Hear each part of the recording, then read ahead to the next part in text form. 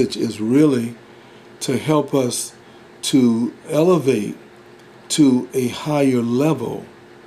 Many of us are not being used of God to that level. We're not talking about the first grade level when we talk about being saved and faith and all, but we're talking about where you are, according to Ephesians 3:20, where God can do, He can do exceeding abundantly above all we can ask or think. Okay? So when we get to that level, because of the power that worketh within us, and God's power begin to work in us, then He uses us as a vessel and a conduit. So I just feel that that is the essence of the message. Start elevating higher. That means more prayer. That means more study. That means more communion. That means more worship. And also to get out of the midst of the negative things, the 6 things that the Lord hate, and the 7th is an abomination unto Him, and one of the things God hates is gossip, and the one that's an abomination is sowing discord among brethren. The church has, instead of escalated, they de-escalate, and they go into the gutter where we supposedly have been delivered from. And we're talking about this person and that person. We should be studying our word, we should be praying, we should be worshiping, and we should be in communion. And let them call us a holy roller if they want to. Amen. And we're just going to say, yes, I am, and I'm proud of it, that I give and dedicated my whole life unto the Lord.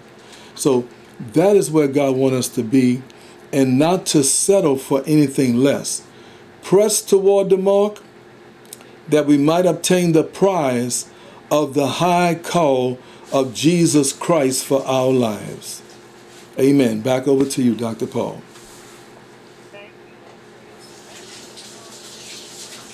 You are still on. Amen. Amen. Are you there? Amen. Denise? I heard her voice just now. I guess she must have stepped off. Well, I'll tell you, when we finish this year out,